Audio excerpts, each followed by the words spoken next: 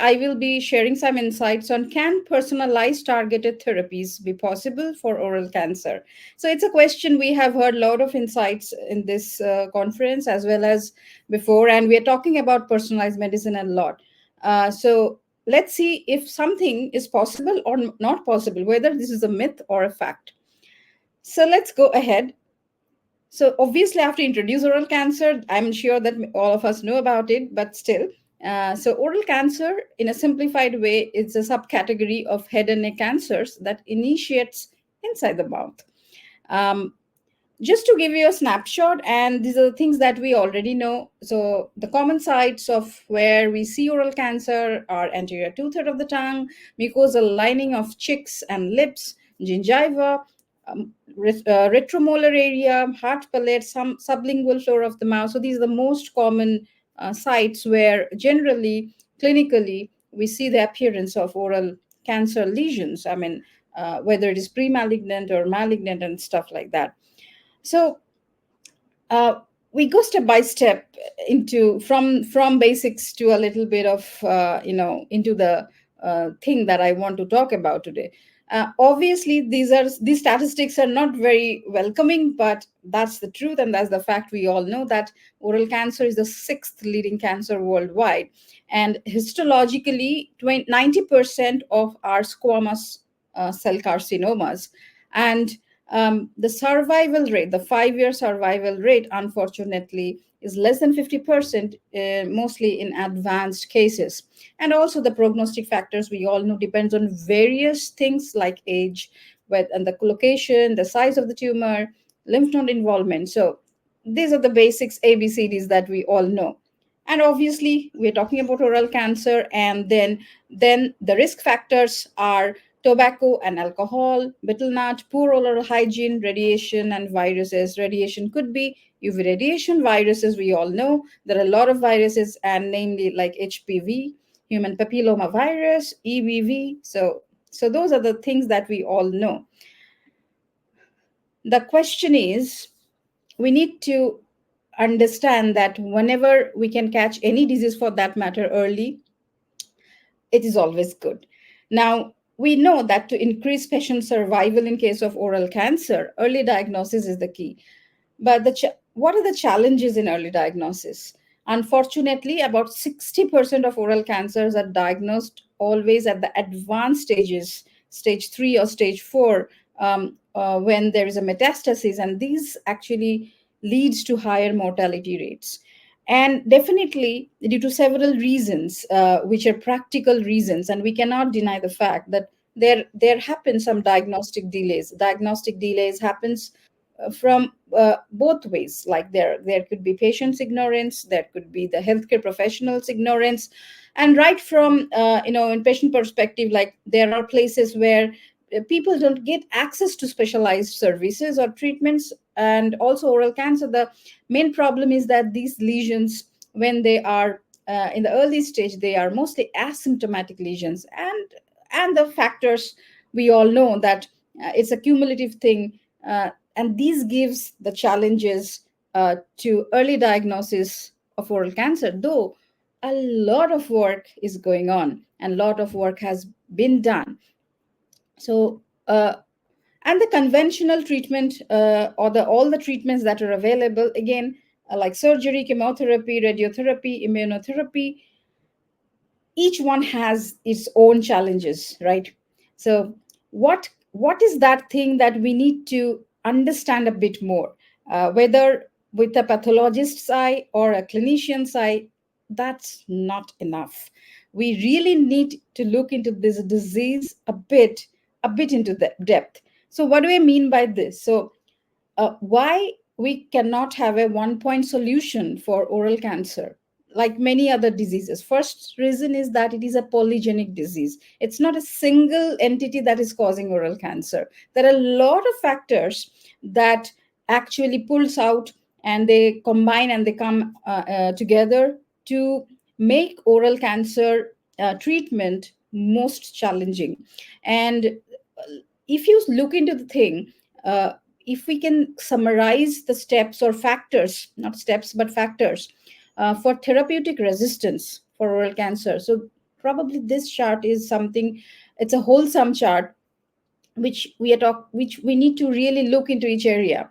So it could be cancer stem cells, it could be the altered drug metabolism, and I will tell you the reason, that's where I'm going into.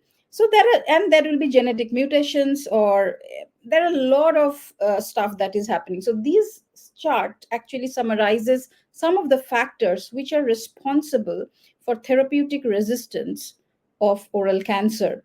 So, what are we trying to do? So, we are trying to answer today that whether can we stop this somewhere, or is it possible to use technologies of today's world to do something? So, for understanding that, we need to understand the crux of therapeutic resistance. So, any success of any treatment of oral cancer definitely depends heavily on the specific genetic changes in the tumors. For example, if you're using immunotherapy or radiotherapy for that matter, I'm talking in a very simplified manner, that to be honest here. So if by chance we can target these genetic changes and try to adjust the treatment methods, this might help to reduce the resistance to therapy, and this might potentially save many lives from serious illness and death. Now, when we talk about genetics of oral cancer, and since this is a conference on genetics and I am an advocate of dental genetics, I have to give this slide to you. But when we talk about genetics, it's a very, very big field. And it's it gives does not give a scope here to speak everything. So what I did today, I just took one example, and that example is one gene which is very well known in most of the cancers, but it's called as the guardian of the genome. So it's p53 gene. It's tumor suppressor gene. So this gene basically normally it functions like a guardian. It actually prevents over proliferation of cells. It actually arrests the cell cycle process wherever it is required. It gives it's like a checkpoint. It's like, you know, when just like your guardian, you know. So that's why that name is given.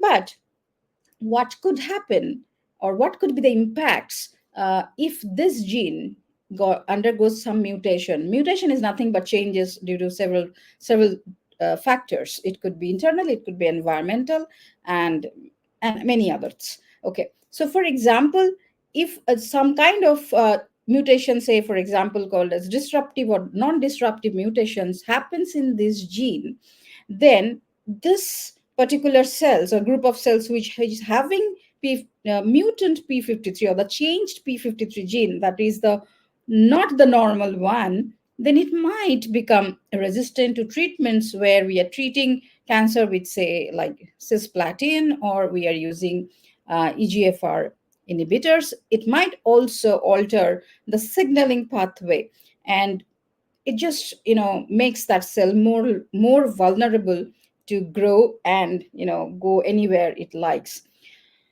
So if I take this example, so I told that there is a normal gene which is p53. Now it gets mutated for any reason. So what could be the innovative approaches that we can think of? So here are five areas or five approaches I'll talk about. But basically our objective is what? Objective is only one, for is to not get that cancer cell grow more by hook or by crook. So there are three things that could happen, that could we want to achieve that. One is growth arrest. So it is like something like we use certain things, we do something, and that cancer cell doesn't grow anymore. It's a growing or dividing cell, and somehow that division is stopped. Second, it could be apoptosis. Many of us know about this. It's basically cell death. It's just like bombing up the entire cell and, you know, throwing it into space. And another could be senescence. So senescence is nothing but like it's more related to that the cell loses its power of division, but it remains, it doesn't die. It's kind of aging, you know. It's related to aging. So if these three are the objectives that we want to achieve, so for this example which I took, we can do one thing, like for example we can restore a p53 function. We can do gene therapy, and we can insert normal genes into the mutant ones. And second, we can do selective killing of only the cells which has the mutant p53 or the changed p53. So we can use, say, drugs like metformin, and then paclitaxel for mutant p53 cells. Another approach could be targeting cells mutant p53. So we can use certain viral agents which could go and target only these mutant cells. Also, we can use p53 inhibitors. We can target them. I mean, there are certain molecules which also, prevents p53 to function. So probably we can target those, and probably we can also try to convert the mutant to a normal. In genetics term, it is called mutant to wild type.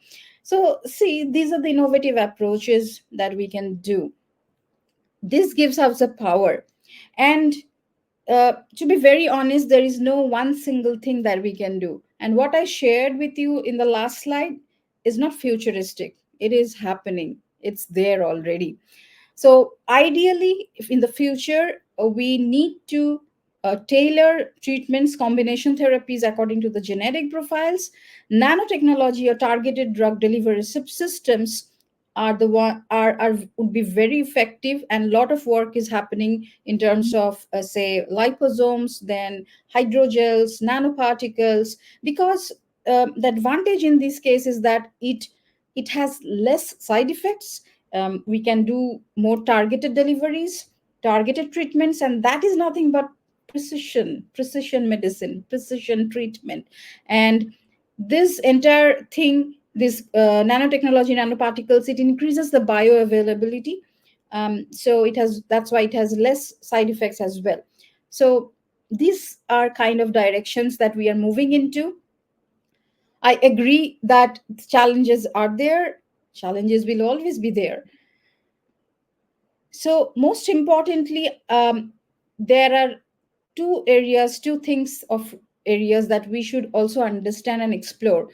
We should explore more in terms of research. We need to explore more genetic alterations in population wise, because it is a polygenic disease and it differs from one population to one population. The genetic profiling needs to be done more, and I think the role of genomics comes very in a big way here. And also the tumor microenvironment, and apart from that, also the environmental exposures, the microenvironment. These are the things that we really need to look into and find more information. Well, and personalized treatment, yes. The question which I started with, the answer is yes. And it's just that we need to combine more data, combining genetic and environmental data for better outcomes.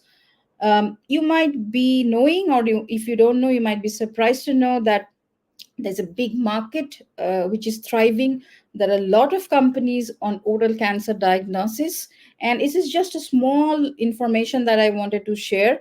I took it from one of the resources. Um, the the forecast period, the CAGR is projected to be 4.8%. That means by 2032, the valuation of this industry will be almost 2.98 billion US dollars. So it's a promising time, and we have a lot of companies who are already working globally in India, or working in fighting and understanding oral cancer more, and uh, doing the early diagnosis. So that's all from my side. Thank you so much. And if you have any questions, I would like to answer them. And if you haven't any, or if you get some later, then definitely you can come back and you can send a message here, and I'll be happy to answer them.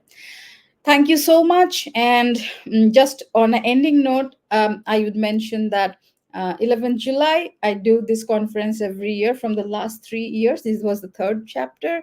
And I wish my dad a very happy birthday, because this is something which is a very special day for me. And that's why, to keep myself engaged and enlightened, I tried to start this conference with knowledge harnessing, and this is an ode to my dad.